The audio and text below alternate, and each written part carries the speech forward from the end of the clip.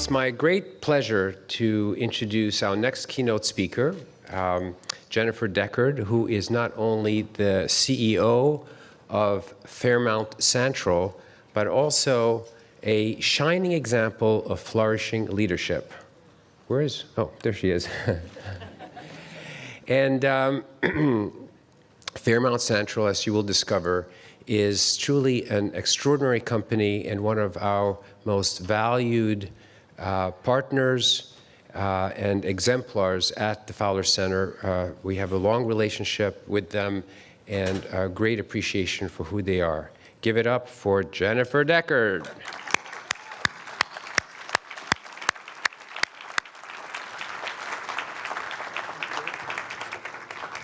All right, thank you, Chris. So I have great news for you all.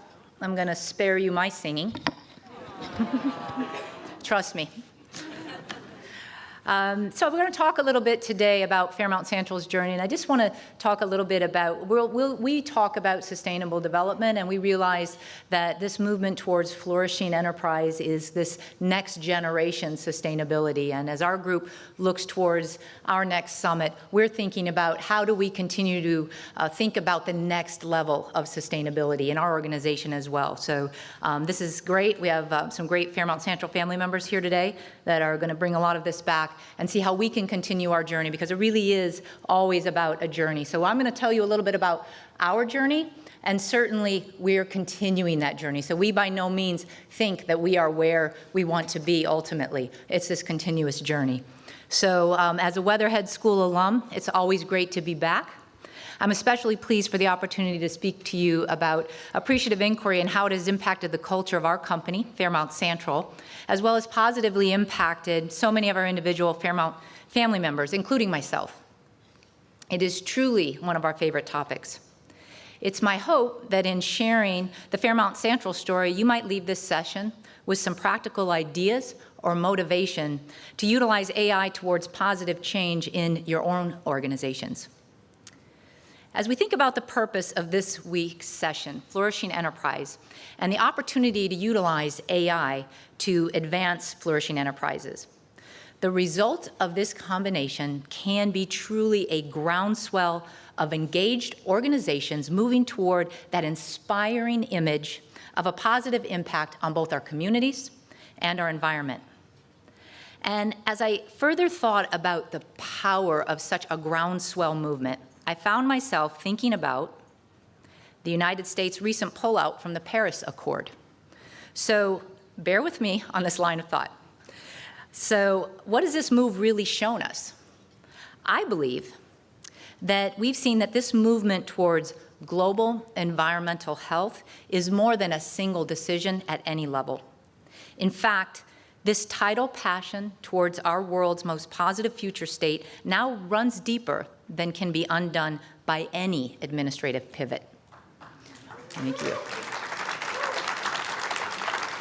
Thank you. In fact, as purely unintentional as it might have been, I actually think that this move may have further ignited the passions and the resolve of so many of our future-minded citizens. So America, including state and local governments, large and small businesses, and individual citizens are coming together and stepping up and further committing more than they already have to make good on our promises to the Accord, no matter the government's position. I view this as a prime example of how a groundswell movement towards a positive image cannot be contained. And appreciative inquiry itself is an ideal process for kickstarting groundswell movements to change. Since you've all just yesterday heard from the founder and the world's leader on appreciative inquiry, David Cooperrider, I won't attempt the AI tutorial. But I will highlight a few key features and benefits of bringing the whole system together in order to first discover the core strengths of your organization, and then using these core strengths as the cornerstone, we build our positive future dreams. The tougher work then follows as we design and deploy a path to achieving that positive future state. Engaging the whole system in this process is a critical component of the AI philosophy. Most importantly, this brings to bear what I've come to call the value of the collective experience. Through both quantity and diversity of experience, both greater perspective and greater idea generation are brought to the table. People do feel heard and feel a part of the planning process, so there's also a higher degree of inherent buy-in. Engagement is high, and a tidal movement is initiated. It simply just does occur through the AI process. The real challenge comes next, which is nurturing and sustaining that momentum through the dedication of time and resources following an AI session. And while the tenets of AI are applicable in nearly any setting, including personal lives and family change, I'm here today to share with you one company's approach to using the methodology as a business strategy, not only as a means to facilitate strategic planning, but also to drive true positive impact on all three pillars of sustainable development: people, planet, and prosperity. And when we talk about prosperity, we're thinking about the economic prosperity for all stakeholders in our loop. This brings me back to our Fairmount Santrol family and how we've utilized formal AI processes to create change in our organization. So I'll start with a little bit of company history. Yes. Fairmount Santrol was founded in 1986 when two of Northeast Ohio's finest came together, Chuck Fowler and Bill Conway, and merged two companies, Wedren Silica and Best Sand, to form Fairmount Minerals. Both the two companies, as well as the two leaders, were very complementary in many different ways, creating a solid company foundation. Fairmount Santrol grew substantially over the next few decades, both organically and through acquisition. Today, Fairmount Santrol is one of the largest producers of industrial sand and value-added sand-based products in North America, serving multiple markets. Our original use of appreciative inquiry dates back to the early 1990s, when we utilized AI for our early strategic planning. These sessions positively impacted the long-term direction and growth of the organization. By around 2005, we renewed the more formalized use of appreciative inquiry and held our first company-wide, large-scale AI summit. It was a means of driving further employee engagement and, more specifically, creating a comprehensive approach to elevating sustainable development throughout our entire organization. Here you see our first summit logo and theme, which was SiO2, which is the chemical symbol for silica, and which was parlayed into the summit tag of sustainability in our organization. Our leadership team has always been and will continue to be very committed to doing what was right for our environment, and particularly so for exceeding regulatory requirements around the restoration of our lands from which we have mined our important core minerals.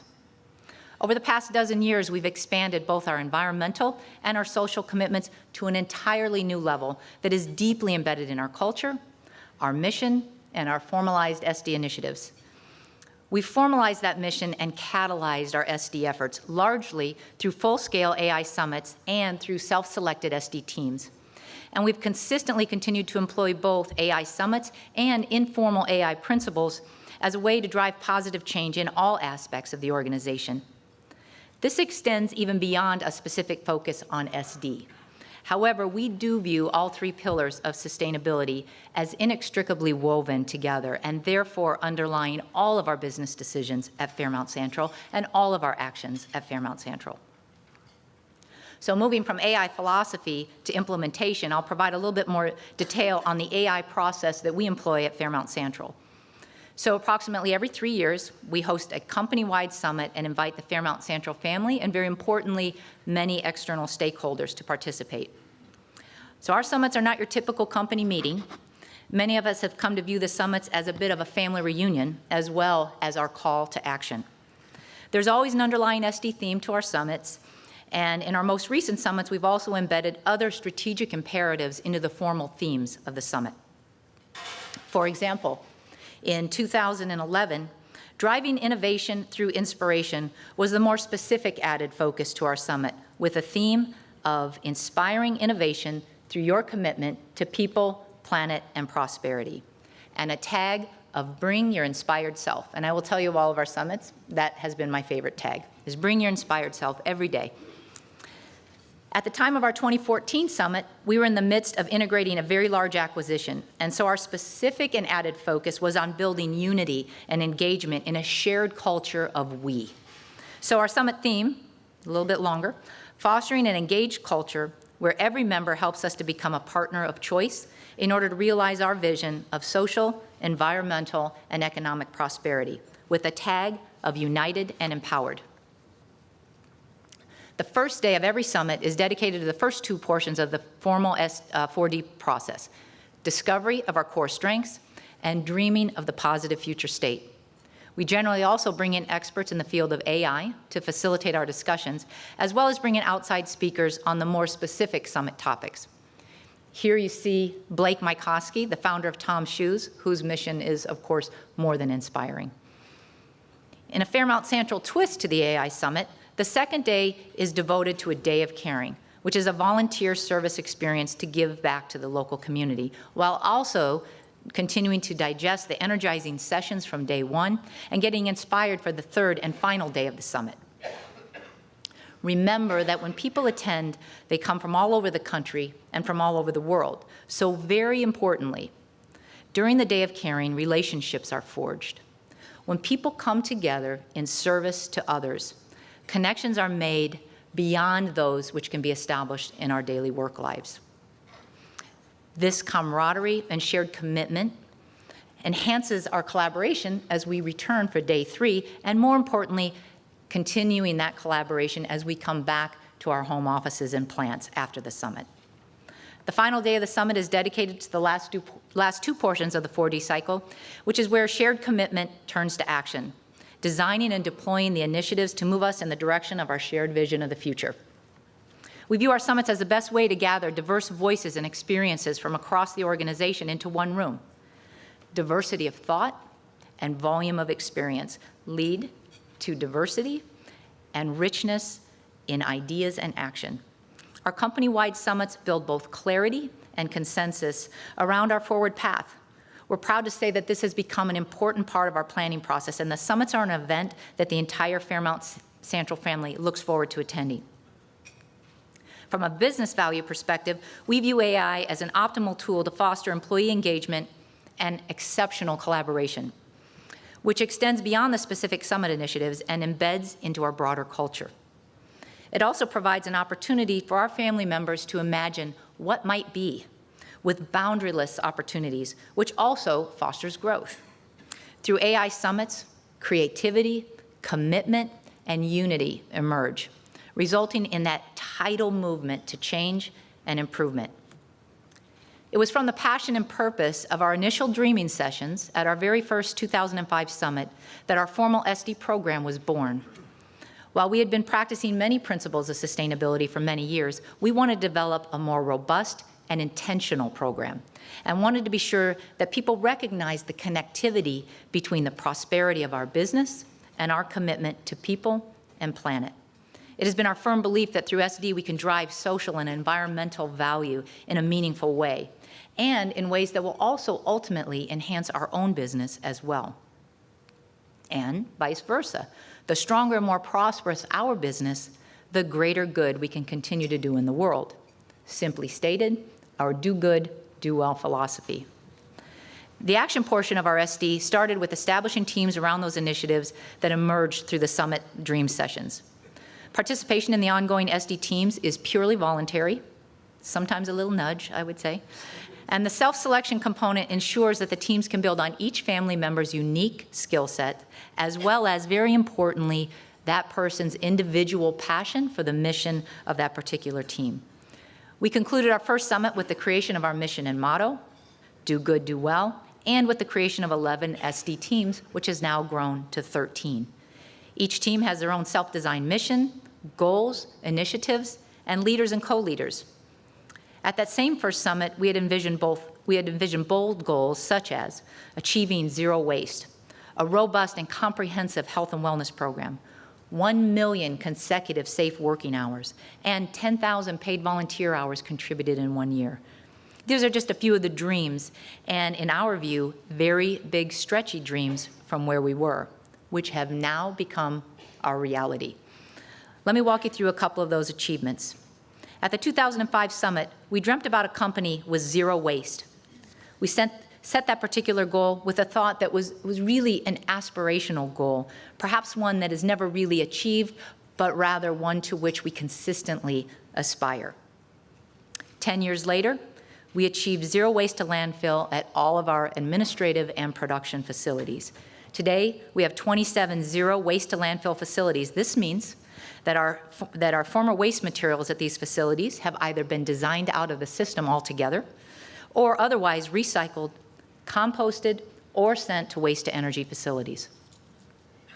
Across the organization, the Fairmount Santrel family has embraced our zero waste goals. While this initiative is led by our SD team, our entire Fairmount family takes ownership of our process. It's a common practice to see a family member auditing our compost, recycling, and waste-to-energy bins to ensure that waste is sorted properly. In fact, we even turned that into a team-building opportunity, as you can see in this picture. We believe in holding each other accountable and in inspiring one another to continue our mission of being good stewards of the planet. Our environmentally focused SD teams are also very passionate about addressing our carbon footprint with a two-pronged approach. First is the absolute reduction of our carbon footprint through dozens of measurable initiatives, from transportation efficiencies to alternative energies. Further, since 2011, Fairmount Santrel has been responsible for the planting of over 500,000 trees to offset our remaining emissions to neutrality. This goes beyond doing less harm, but it makes a real difference in our communities.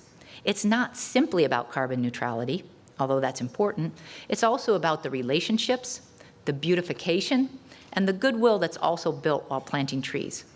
Quite simply, our family members love planting trees together, and so do our communities. At the 2005 summit, we also dreamt about a company that elevated our commitment to our communities to an entirely new level. What if we could actually enhance our efforts and volunteer 10,000 hours of service into our communities in 1 year? What if we could increase our philanthropic gifts to millions of dollars per year? Lofty dreams from our scale 12 years ago, to be sure. How could we make that a reality?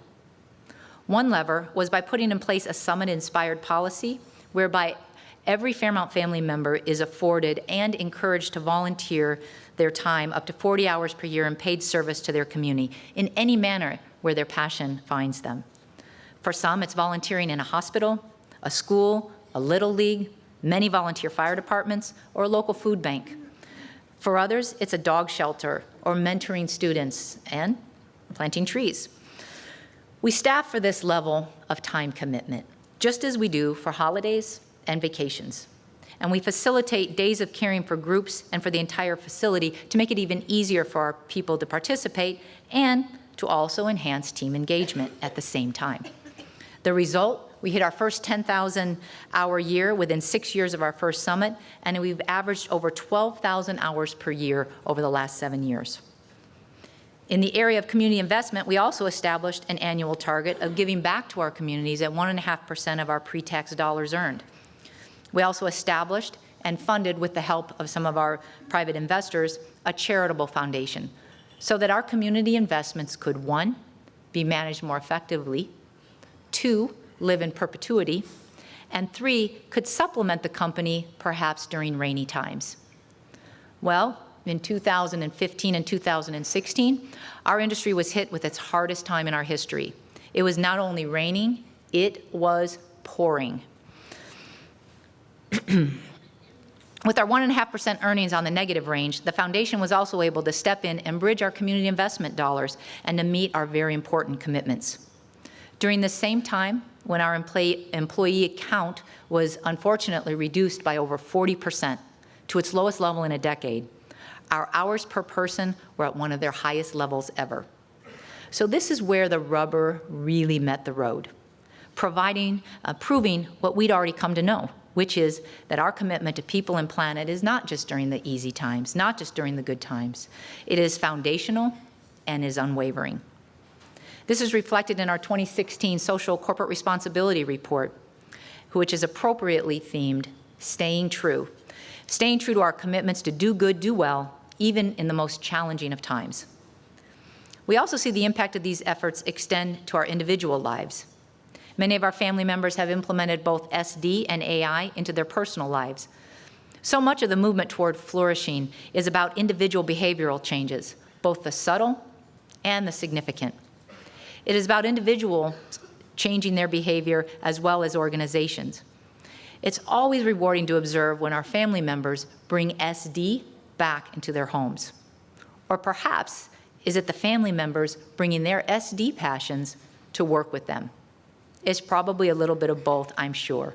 But our Fairmount family's commitment does extend from our work to our homes through volunteering of personal time, planting trees, implementing compost and recycling at home, increasing wellness activity, or simply eating more local foods.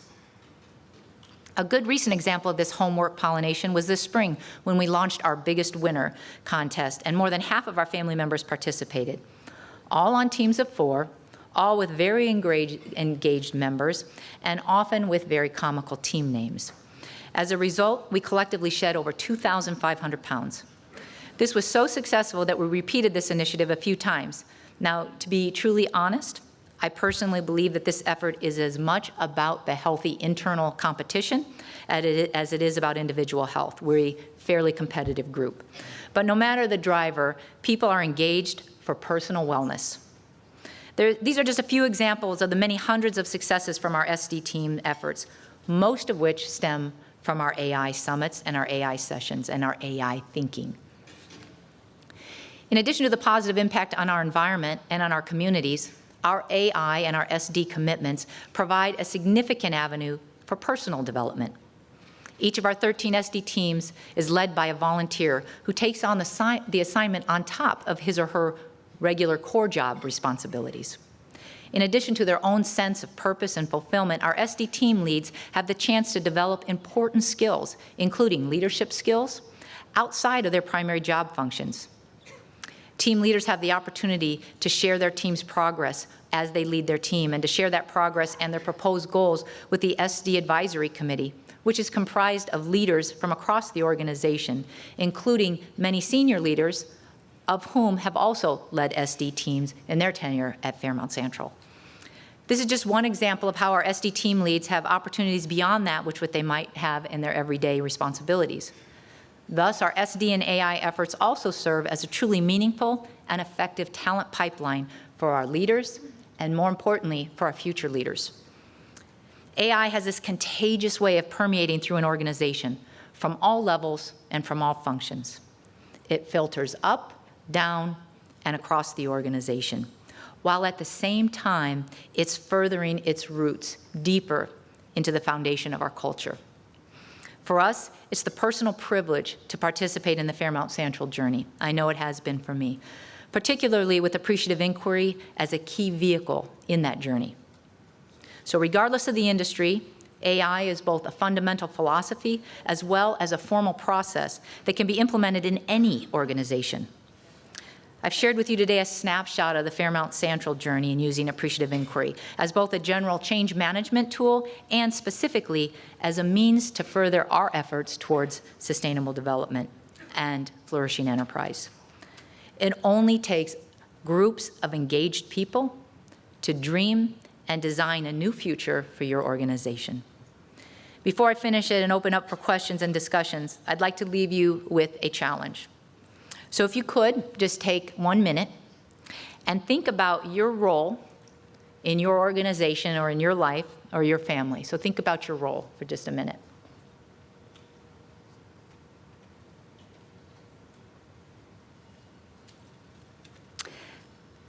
Now think about one small step and one bold step that could move your organization to achieving a flourishing enterprise, or a flourishing family, or a flourishing organization. Think about one bold and one small step that you personally could take.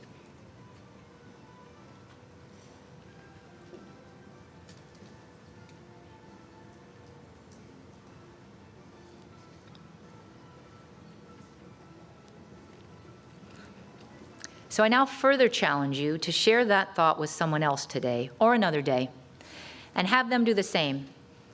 It always begins with a conversation and a dream. And before I say thank you and turn it over, I'd like to recognize some of our Fairmount Central family members who are here, who are have been on this journey and are designing and dreaming the next chapter of this journey. So if our Fairmount Central family members could stand up for a second. Thank you.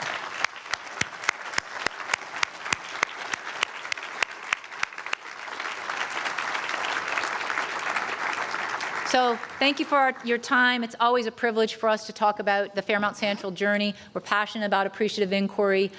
Please feel free to reach out to me or to anyone in our organization if you'd like to talk about that and collaborate on some things. With that, I'll turn it over and open up for any questions that anyone might want to ask. And if I don't know the answer, I know people who might. I'm just wondering how your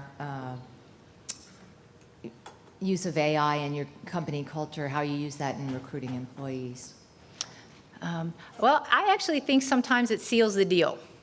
I think sometimes people come in and, you know, we talk about this a lot, but it's not really, we don't talk so much about the summits. We talk about how we utilize and just thread AI philosophy through our everyday lives. It's about really focusing on the strengths of the organization, creating that positive image. I mean, that's inspiring. People want to come and want to be part of that. They want to be part of building that dream and then and going to that dream and being in a place where we focus on the positives.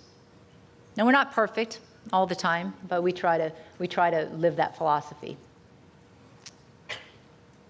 And I think it does make a difference. I've had people tell us that that's part of why they're there. Even just hearing of Fairmount's commitment to sustainability in the community is also a good talent attraction. It wasn't the reason that we did it, but it's certainly a nice benefit because people are passionate about that, and I think millennials too. I think it's going to be an important part of attracting millennials. People need to be thinking about these things. Yes, wait. Can you share with us some of the things you've done to communicate this with Wall Street that you think have been effective? I can tell you a few things that we've communicated to Wall Street, and whether that's effective or not is an interesting dialogue. So when we first became a public company and through today, so every one of our investor decks, every one of our conversations, we talk about sustainability.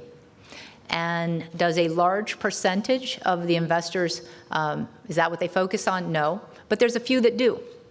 And that's what we need, right? So we don't stop just because maybe 80% aren't thinking about it, but we know that it truly drives value. So maybe we spend a little bit more time trying to think about quantifying the benefits, which is not, of course, you know, it's the right thing to do.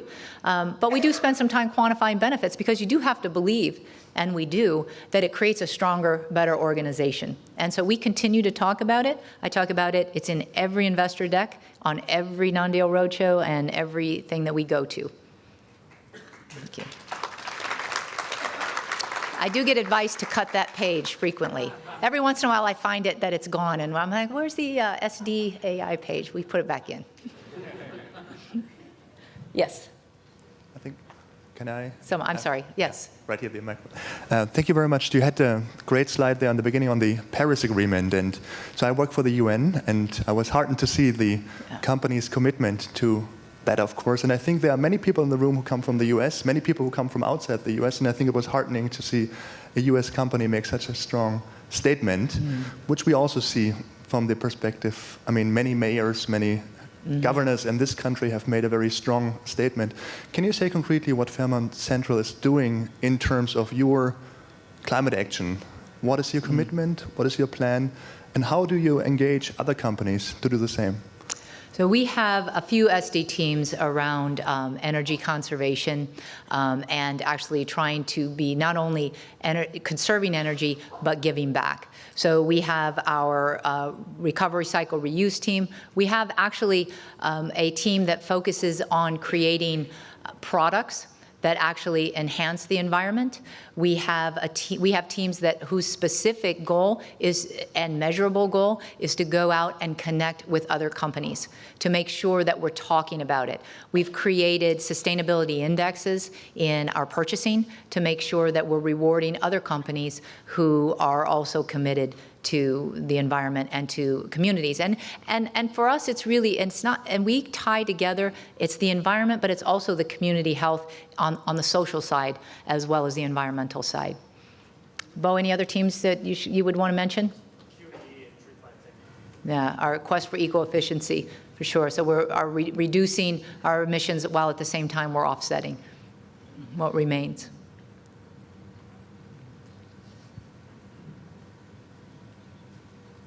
Can you talk about trash? One of your employees I met talked about her first day with you and that you were sorting trash. Oh, Can yes. you talk about your daily practice? Yeah, she came back.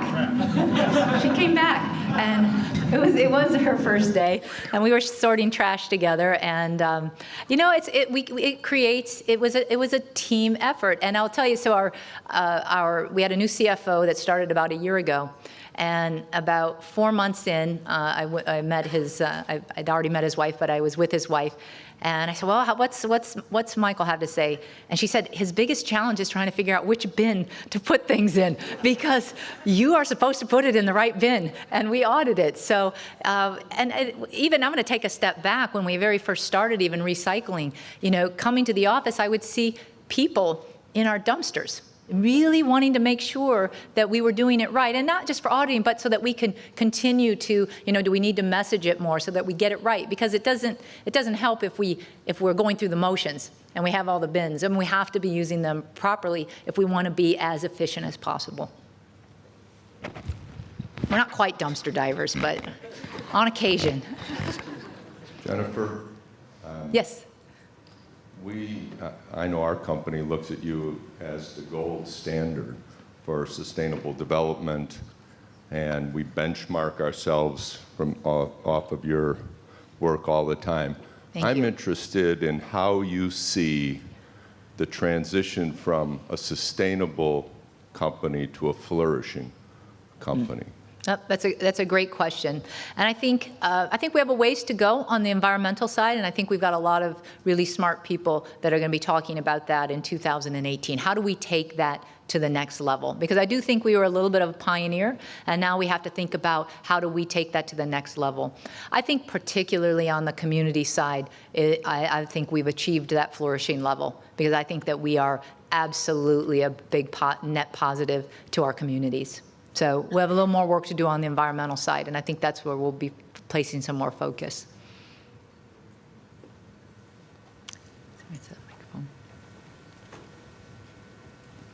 Good morning. Good morning. I am a tax professor in Florida, and as an accounting person, I've become very interested in the Sustainability Accounting Standards Board's work, non-authoritative embedding of sustainability metrics in 10Ks, MD&A. Have you, or are you considering moving more strongly in that direction for? That's a great question. As a recovering accountant myself, we do place a lot of focus on really trying to quantify, and so 10 years ago, we were quantifying it really more so that we could be a better spokesman for the values of sustainability. Because while it's the right thing to do, you really do have to prove the value proposition, because it's got to all work together. And so we do have plans to include the metrics or a good portion of the metrics that we currently have in our corporate social responsibility report. So we have our annual financial report, and we have our corporate social responsibility report. 10 years ago, I remember saying, when someone asks us for our annual report, I want everyone to think and ask which one, that the CSR report becomes as important as the annual report. Now we're moving, so everything's a journey, and now we are moving to how can we combine the two of them, further elevating the equal importance of both, and it is an auditing challenge. So while we continue to build those metrics, we are already building the system to make sure that we can have opinion, a qualified opinion on our SD efforts so that they can go into the annual report. Our hope was last year, and it is a pretty big investment, it's a sizable financial investment, and so we talked about the wonderful 15 and 16 that we had. And so we do have plans to do that, and Bodane and is working closely with our accounting group to figure out how and when we can do that, but it's coming. Yes. Thank you very much for being here. Thank you. You're in a tough industry. There's no question about it. It has its ups and downs that are very unique. You've been working with the AI model for quite some time. Have you found it necessary to adjust it and tweak it for specifics in your own industry?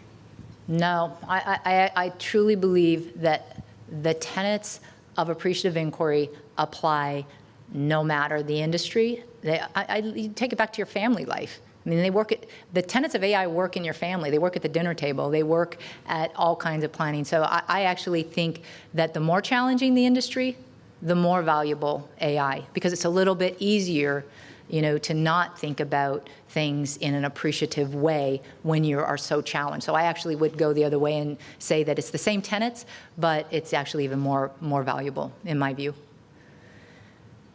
There's the microphone. Yes. I personally, before I ask my question, I really think your approach was fairly systematic and impressive. But a lot of companies like yours get accused of this being greenwashing. Walmart, Coke, for every good thing they do X number.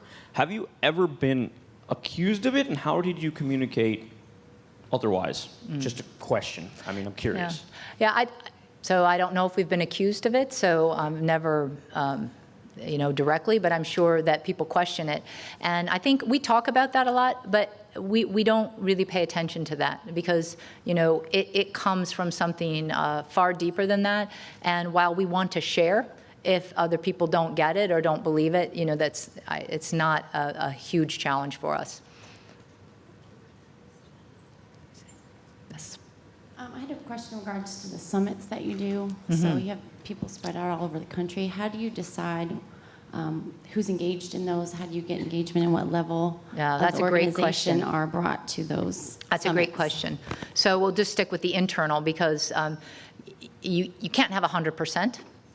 Because you do have a business to run. However, I will tell you that what we do is invite everyone, and then if we have to scale back, we kind of prioritize. So first of all, we want a very specific microcosm of the organization. So we make sure that if we have to scale back, so first of all, maybe that our attendance, so if we're targeting 500, maybe 500 people decide to come and 300 don't. So that's our first. So we usually don't have to scale back too much. We have to make sure in some places that we keep a skeletal crew to run some of the operations, and then sometimes we scale the operations down. Really, 3 days we scale the operations down. And I would say that then the next level is who's attended before and who hasn't. So if you have to make a decision, it's always, maybe somebody that hasn't had the opportunity to attend or is new, and then we kind of go through a bunch of criteria. But we want to make sure that it's a mix, a very balanced mix across all demographics and functionalities. Yes. Thank you so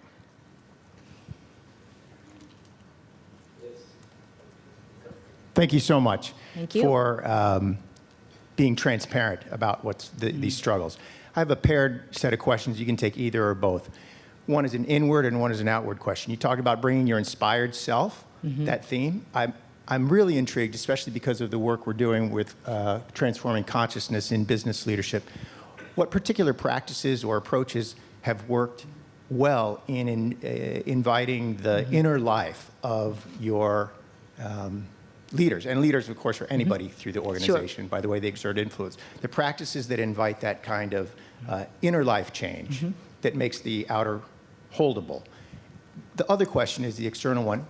What stories do you have of other companies that have come to you seeking advice, leadership, inspiration, and what's resulted from either of those, inward or outward? I would say on the inward, I think that the greatest thing that you can do for people to bring their inspired self every day is to simply make sure that you have a culture of empowerment, where people feel empowered to, with responsibility. They feel empowered to make decisions. They feel empowered to see something that needs change and to go for it. And I think that over the history, I think we've created a very great culture of empowerment. And again, we're not always perfect. I'm certainly not always perfect, but I always come back to that. And actually, I would say that Chuck Fowler, some of the quotes that I remember from him over the years, that was a really big one for me that I try to think about and try to emulate, which is, give people, let people be empowered, give them what they need, and then get the hell out of the way, really, is what he used to say. So that always stuck with me. And I think it's so true. I think that's how you reach inspiration. It's through empowerment. Space for one more question. Where's Much of your business is providing the sand for fracking. Fracking is unsustainable, full stop. Have you looked at using Andrew Winston's approach of a big pivot to shift your whole business model? I mean, planting trees is great. I used to run Tree People. It will not offset the harm being caused by fracking. Have you looked at a commitment to 100% renewable energy? So I think there's two components of that. So fracking, which is actually the outcome of fracking, which is our use of fossil fuels. And so I think the actual fracking itself. Drilling the well, the fugitive methane, which makes gas as dangerous to the climate as coal. Yeah. So I actually think, so there's always, the industry itself is continuously looking at new methods for extraction.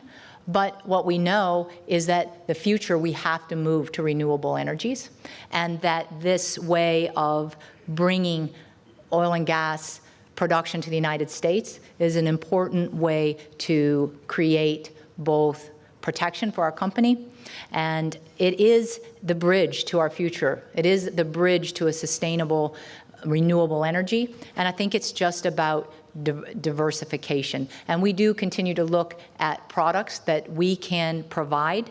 Our sand is inert, of course, but we've just created a product that actually reduces the chemicals used in fracturing by 70%. So when there's different types of fracking, and so slick water fracking uses lower chemicals than your typical gel system.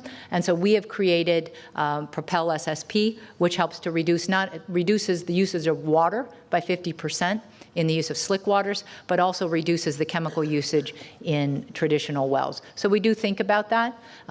We, Fairmount Central, can't move the entire industry away from fracking, but I think that there's a bridge, and we're part of that conversation. Ladies and gentlemen, can we please give a big round of applause Thank you. for Jennifer Deckard? Thank you.